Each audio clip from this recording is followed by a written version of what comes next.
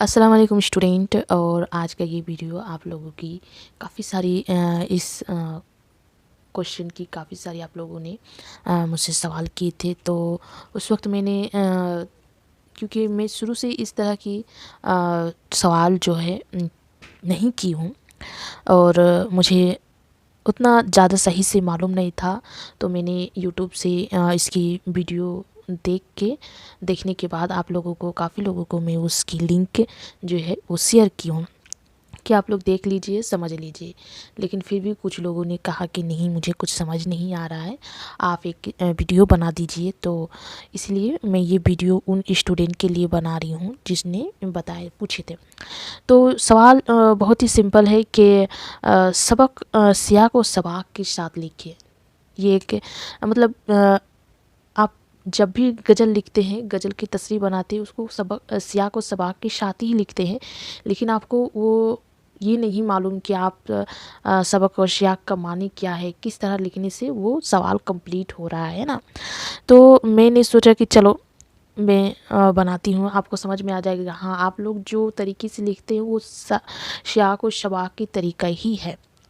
तो सब क्या लिखने का तरीका देखिए। आपको क्वेश्चन पेपर क्या है, एग्ज़ाम में क्वेश्चन जो दिया जाता है वो एक लाइन दे दिया जाता है, इस तरह का लाइन दे दिया जाता है। अब इस लाइन को आपको पहचानना है ना। इस लाइन को पहचानना है, क्या पहचानना है कि ये लाइन, ये गज़ल, ये नज़म किसकी है, किसकी है, वो पहचानना है। और अगर आप चलो हम बता दिए कि ये लाइन जो है वो मीर तकी मीर का है। तो मीर तकी मीर की कौन सी गज़ल है ना, कौन सी गज़ल है, रदीफ़ ये है, नू है ना। तो वो आपको पहचानना है। अगर आपने वो पहचान लिया तो वो जो गज़ल है वो कितनी लाइन, कितने अशार पर मुश्तमिल है, उसके बाद वो आपको याद रखना है कि मिर्ज़ा गालिब की रदीफ़ अलीफ़ की ये गज़ल है, या और ये गज़ल 17 अशार पर मुश्तमिल है, या 18, या फिर 4, या फिर 5, या फिर 6, कितने अशार पर मुश्तमिल है, ये आपको याद रखना है। इसमें कायफ़ा कितनी है, पूरा जितनी आपको अशार दिए गए हैं उसमें कायफ़ा कितनी है, कौन कौन सी कायफ़ा है, रदीफ़ कौन सा है, ये आपको देखना है, गज़ल से पहचान करना है। तो आपको वो डिटेल्स जो है पहले लिखना है। पहले क्या करना है, जो क्वेश्चन पेपर में जो अशार दिए हैं उस मतीन को लिखना है। वो आप किस ये करें, उस मतीन को आपको लिखना है। आपको बताना है कि ये मतीन जो है, ये मतीन जो है वो मीर तकी मीर या फिर जो भी हो, मिर्ज़ा गालिब है, मोमिन खान मोमिन है, शौदा है, जो भी है, उसको आपको बताना है कि ये गज़ल जो है, ये लाइन जो है जो आपने दिए हैं, ये मिर्ज़ा गालिब या सौदा या फिर मीर तकी मीर उसकी है, और उसकी कौन सी गज़ल है, उस गज़ल में कितने अशार है, कितनी रदीफ़ है, कितनी कायफ़ा है। और वो आपको लिख देना है कि ये कायफ़ा है, इतने सारे कायफ़ा है, और ये और इतने रदीफ़ है, ये आपको वो बताना है। उसके बाद क्या करना है, उसके बाद बोला है कि तसरीह के साथ लिखे, है ना। ये सारी मालूमात लिख देने के बाद तसरीह करने के लिए कहा कि अब उस लाइन का आपको माने लिखना है। तसरीह मतलब क्या होता है कि उस लाइन में वो शायर क्या कहना चाह रहा है ना। तो सवाल जो है वो दो तरह के होते हैं। वो एक ऐसा होता है, गज़ल का लाइन, नज़म का लाइन दे दिया जाता है, और दूसरा जो है वो इक़्तिबास होता है, जो दास्तान, नावेल, अफ़साना, इन सब से या फिर ड्रामा, उनसे लाइन उठा के इसे दे दिया जाता है, जैसे ही लाइन दिया हुआ है ना। तो आपको उसको पहचानना है कि पहले जैसे मैं बताई नज़म का, उसको पहचानना है। उसको सवाल लिखने, तसरीह बनाने से पहले ऊपर में आपको ये लाइन लिखना है, मतीन लिखना है पहले। उसके बाद वो किसका लिखा हुआ है, किस ये से मौजूद है। जैसे अगर नज़म का लाइन दिया हुआ है ना, पकड़ लीजिए, अगर नज़म का लाइन दिया हुआ है तो वो नज़म को किसकी नज़म है ना, वो नज़म कब लिखी गई, किस मौजू पर है वो नज़म, ये सारी डिटेल्स आपको पहले लिखना है, और फिर उसके बाद उसका तसरीह कर देना है। तो वही हो गया सियाक व शबाक, जो आप पहले से करते हुए आ रहे हैं, लेकिन आपको मालूम नहीं कि आप सियाक और शबाक के साथ लिख रहे हैं, है ना। ये चीज़ आपको मालूम नहीं है, इसलिए आपको लग रहा है कि ये क्या अननोन जैसा एक सवाल है, ये क्या एक अननोन सियाक और सबाक के ये से लिखिए, क्या एक अननोन जैसा सवाल है, आपको दिमाग में ये चीज़ फिट नहीं हो रहा है ना।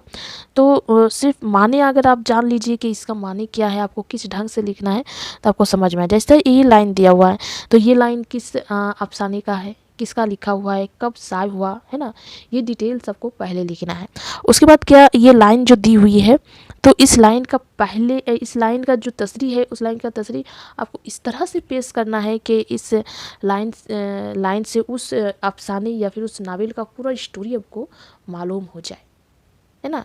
इसी तरह जैसे गज़ल का जो लाइन दिया हुआ उस गज़ल का तसरी आपको इस तरह लिखना है कि पूरी लाइन का आपको उसको समझ में आ जाए। तसरी वही चीज़ होता है। इसी तरह ये जो लाइन दिया हुआ है उसका आपको मीनिंग, उसका आपको तसरी इस तरह लिखना है कि उस नावल का, या अफसाने है तो अफसाना, या फिर दास्तान है तो दास्तान, उसको पूरा जो मीनिंग है खुल के सामने आ जाए। ऐसा नहीं है कि 5-6 पेज आपको पूरा लिखना पड़े, वैसा नहीं, मुख्तसर ही लिखिए, लेकिन ऐसा कुछ लिखिए कि उस नावल या अफसाने ड्रामे जो भी है उसका पूरा ड्रामा का मतलब पूरा मीनिंग जो है आपको समझ में आ जाए, जहाँ इसका मतलब ये है। तो सबक सियाक के साथ लिखने का मतलब वही है कि आपको पहले कहाँ से वो मौजूद है, कहाँ से ये लाइन दिया गया है, उसका पूरा डिटेल सबको पहले लिखना है, चाहे वो 2 लाइन का हो या 3 लाइन का हो, 4 लाइन का हो, लेकिन वो डिटेल्स लिखना है। उसके बाद उसका तसरी लिखना है। तो आप लोगों को खैर से मुझे लगता है समझ में आ गया होगा कि इसका माने क्या और किस ढंग से लिखना है।